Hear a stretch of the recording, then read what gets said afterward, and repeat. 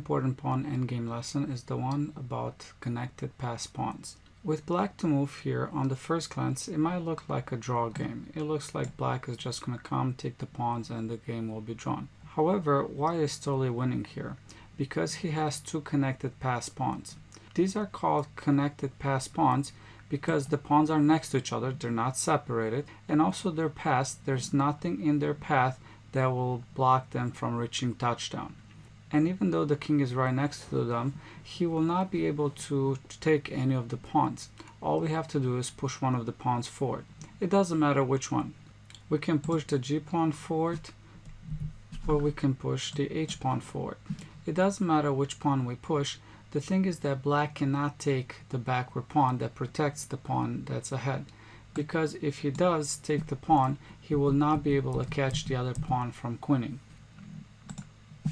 And it's the same scenario with the other pawn. If black is trying to go after the other pawn, he will not be able to catch the pawn on the g file as he is outside of the square of the pawn. So coming back, the best play for black here is to retreat and to just trying to not let those pawns push. But white is still winning. All he has to do is slowly bring his king closer. And now black is just gonna stay there, not to let the pawns move, and white is slowly gonna make progress. And now if black takes the opposition, white could simply just make progress and move the other pawn, and now regaining the opposition. And then slowly white will simply take control of the last three squares of the pawn and then start pushing the pawn, getting a queen, and then winning. Knowing this type of endgame, it's very important because sometimes you might have the opportunity to transition into a winning pawn endgame even with minors on the board. So let's take a look at a position like that. So looking at this position, we could see that on the right hand side, white has 3 pawns versus 1, and on the left hand side, black has 3 pawns versus 2. Therefore, white should be winning here if we could exchange the knight for the bishop, because with the 3 pawns versus the one on the right hand side, we should be able to create 2 connected passed pawns. So you could see that the winning move for white here is knight to d5 check, forking the king and the black bishop. Right here, black will have to move away his king, and white will take the bishop, black will take back. And now white will go with the pawn to f5, going for creating 2 connected passed pawns. Here, if black will move the king to e7, white will simply push the pawn to g6. And now no matter how black plays here, white will be able to create 2 connected passed pawns. If black takes the pawn on g6, white will simply capture back, and now white has 2 connected passed pawns, and black king is stuck into defending these 2 pawns. Black has to stay in the square of the pawn for the advanced pawn, which is on the g6, so he has to stay in the square, and he won't be able to support his pawns on the left hand side. And from here, let's say black moves the king to f6, white will simply come after black's pawns. Let's say black is trying to create some threats on the left hand side, pawn to b4, white will simply come after it. Let's say pawn to b5, king to d4, pawn a4, white will simply just come in, try to take those pawns. And if black is trying to go for a passed pawn, that's not going to happen, as white could simply block everything. And now black has to retreat, white will simply come and eat all the other pawns, and from here he should be easily winning this game. And coming back from the beginning, after white moves the pawn to g6, even if black doesn't take the pawn on g6, white still is able to create 2 connected passed pawns and keep the black king on the right hand side, not able to help his pawns on the left hand side. Here, the only other options that black has is king retreat to f8 or king to f6. If the king moves to f8, white will simply just push the other pawn, and now if black moves to g8, white will simply move the pawn to g7, and now he has 2 connected passed pawns again on the g file and on the h file, and black is simply stuck defending those pawns. Coming back, the other option is king to f6.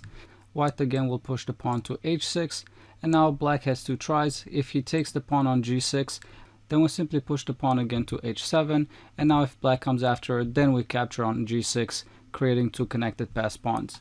And after h6, if black doesn't take the pawn and tries to move the other pawns on the left hand side, then white will simply come after black's pawns on the left hand side, and there's nothing that black can do to stop him. Even if he tries to go for a passed pawn, white will simply push and block the position on the left hand side, and now the black king has to retreat, and white will simply push the pawn on g7, creating two connected passed pawns, and then winning the pawns on the left hand side and winning the game. Another type of position where the pawns protect each other are pawns that are one file apart. Here, even though white has to lose some time going after the pawn on a4, he doesn't need to worry about black going after his pawns, as black is not going to be able to capture any of his pawns. So what's going to happen is white will move the king to b2, let's say black moves the king to g6, and then king to a3. And now here's the rule. As soon as black attacks one of the pawns, we want to advance the other pawn. For example, if black moves the king to f5, attacking the pawn on the f4, here white has to move the pawn to h5. And now black cannot capture the pawn on f4, as he is not going to be able to catch the other pawn from becoming a queen. And coming back, same thing, if black moves the king to h5, attacking the pawn on h4, white has to advance the other pawn, in other words, the pawn on the f4 to f5. Here, same story, black cannot take the pawn on h4, as he's not going to be able to catch the other pawn from becoming a queen. And even if black doesn't want to take the pawn on h4, you could see that black cannot get to the pawn on f5, as the pawn on h4 attacks the square g5 and the pawn on f5 attacks the square g6, creating a wall, and black cannot get to the pawn. So all he's got is retreating to h6. And now white has the time to take the pawn on a4. And now another important rule that you got to remember, as soon as black moves the king between the pawns, here king to g7, when he is on the file that separates the two pawns, you have to move the pawns on the same rank. For example, you have to move the pawn to h5. If you don't do that, let's say here you waste a move, you move the king to b4, what's going to happen is that black will be able to attack the further advanced pawn, and now he is able to capture both of the pawns. Even if you try to move the other pawn and try to get a queen, black will be able to take it, and after you move, he's going to be able to come to g6 and then capture the other pawn as well. So coming back, you have to remember that whenever black goes to the file that separates the two pawns, right then you have to move the pawns to be on the same rank, because no matter which pawn he's going to attack, you will be able to advance the other one. So if he attacks the pawn on f5, you're going to be able to advance the pawn on the h file, and if he attacks the pawn on the h file, you're going to advance the pawn on the f file, and like that the pawns will protect each other. So if we continue here, let's say black does go with the king to f6, white here will simply push the pawn on h6. And then if black retreats to f7, we're simply going to bring our king closer, let's say king b4, king g8. Again, the king is between the two pawns, so we're going to push the pawn on f6 to be on the same rank. King h7, then we're going to simply push the pawn to f7, and now black is stuck. He cannot be able to stop the pawn on the f file becoming a queen. He's going to have to take the pawn on h6, and then we're going to promote to a queen. And coming back again, even if black doesn't go after the pawns and he's just going to stay in between the pawns, let's say king to g8 without attacking the pawns, we're simply going to slowly bring our king closer and then pretty much cover the key squares and then promote the pawn and win the game. This next position, it's kind of a funny position. Both players have self-protecting pawns. We know that white cannot take the pawn on h4 here, as he's not going to be able to catch the other pawn from becoming a queen. So he has to stay and simply dance around between these pawns. But same story with black. He has to stay between these pawns, dancing between these two squares, and none of the players are able to make any progress. Here they're just going to have to dance around and accept a draw. However, if we moved white's pawn one rank up, he is able to win this game, and let's take a look why. Over here, the problem is that black has to make a move. He cannot make a pawn move, as white will be able to capture one of the pawns and then the other pawn. Therefore, he has to make a move with the king. Well, any move he makes with the king, he cannot move between the pawns anymore, as the pawns attack that square.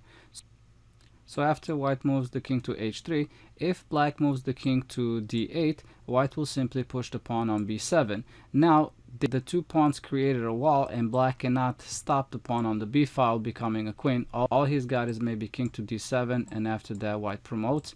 And same story, if black retreats on the other side, let's say king to b8, then white pushes the pawn on d7, creating a wall, and black cannot get to that pawn, and now he's simply going to move away and white will promote.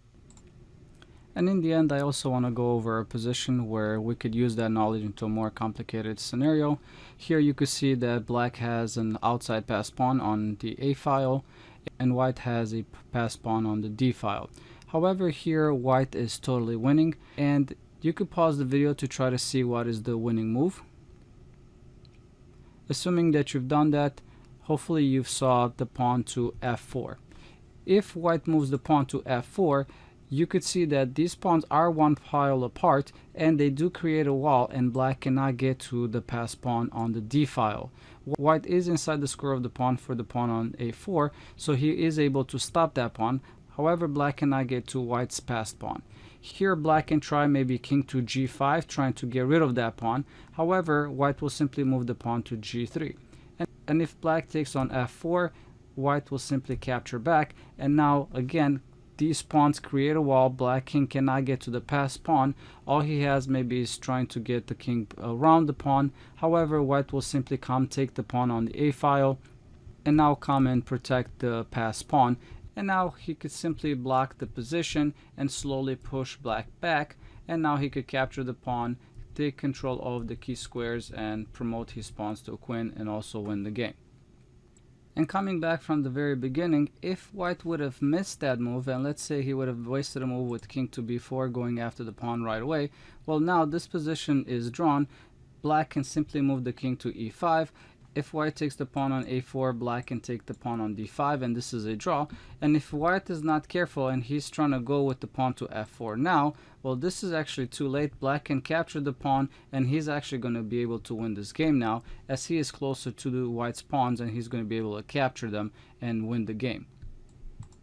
Okay, thank you so much for watching this video. Hopefully this helps. If you like my videos, please subscribe, and don't forget to check out my website masterychess.com, where you will be able to practice this type of positions.